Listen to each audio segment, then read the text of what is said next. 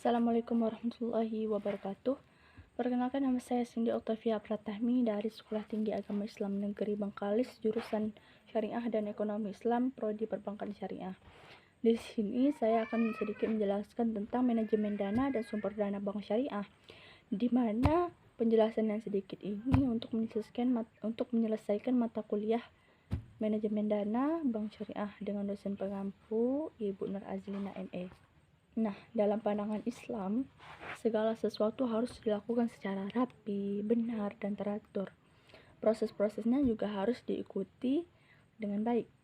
Sesuatu tidak boleh dilakukan secara asal-asalan. Hal ini merupakan prinsip utama dari ajaran Islam. Sesuai dengan hadis Nabi Muhammad SAW, sesungguhnya Allah Subhanahu wa Ta'ala sangat mencintai orang yang jika melakukan pekerjaan dilakukan secara itqan, yaitu tepat, terarah, jelas, dan tuntas. Demikian juga manajemen dalam perbankan Islam, sebab lembaga keuangan merupakan lembaga yang dibangun atas dasar kepercayaan, sehingga manajemen yang baik sangat diperlukan, termasuk di dalamnya manajemen dana. Nah, manajemen dana bank syariah sendiri adalah upaya yang dilakukan oleh lembaga bank syariah dalam mengelola atau mengatur posisi dana yang terima dari aktivitas funding untuk disalurkan ke aktivitas financing, dengan harapan bank yang bersangkutan tetap mampu memenuhi kriteria likuiditas, rentabilitas, dan solvabilitas. Untuk mencapai keuntungan yang setinggi-tingginya, profit maximization adalah tujuan yang biasa dicanangkan oleh bank komersial. Berbeda dengan tujuan ini, Bank Islam berdiri untuk menggalakkan, memelihara serta mengembangkan jasa produk perbankan yang berasaskan syariat Islam. Demikian juga dalam pengelolaan dana, diperlukan manajemen dana yang dengan tujuan sesuai dengan ajaran Islam. Secara umum dapat digambarkan bahwa tujuan manajemen dana adalah: yang pertama itu memperoleh profit yang optimal, yang kedua itu menyediakan aktiva cair dan kas yang memadai, yang ketiga itu menyimpan cadangan, yang keempat mengelola kegiatan-kegiatan lembaga ekonomi dengan kebijakan yang pantas bagi seseorang yang bertindak sebagai pemelihara dana-dana orang lain, dan yang kelima memenuhi kebutuhan dana masyarakat akan pembiayaan. Kemudian kita masuk ke sumber dana bank syariah.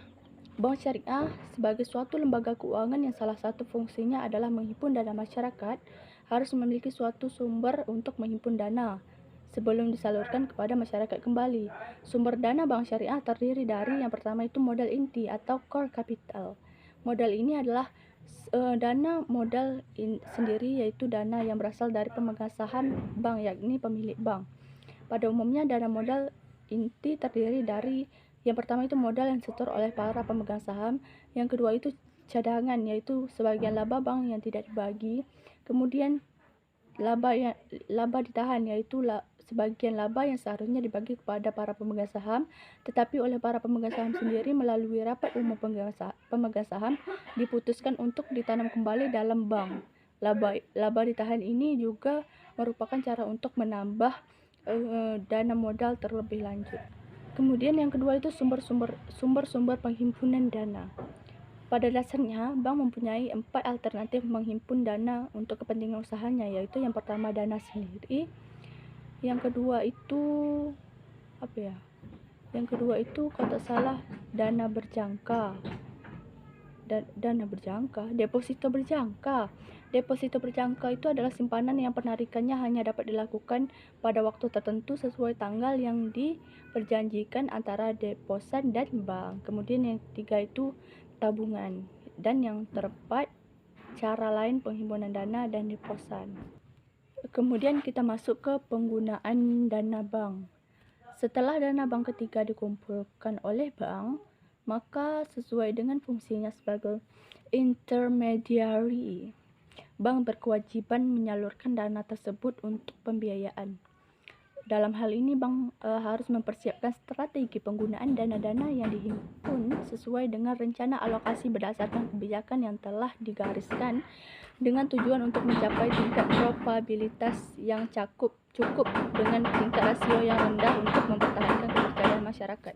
Alokasi penggunaan bank syariah pada dasarnya dapat dibagi dalam dua bagian penting dari aktiva bank, yaitu aktiva yang menghasilkan dan aktiva yang tidak menghasilkan. Aktiva yang dapat menghasilkan adalah aset bank yang digunakan untuk menghasilkan pendapatan. Aset ini disalurkan dalam bentuk investasi yang terdiri atas: yang pertama, pembiayaan berdasarkan prinsip bagi hasil; yang kedua, pembiayaan berdasarkan prinsip penyertaan; yang ketiga, pembiayaan berdasarkan prinsip jual beli; yang keempat, pembiayaan berdasarkan prinsip sewa; dan yang kelima, surat-surat berharga syariah dan investasi lainnya. Demikian yang dapat saya sampaikan. Kurang dan lebih saya mohon maaf. Wabillahi taufiq wal hidayah. Wassalamualaikum warahmatullahi wabarakatuh.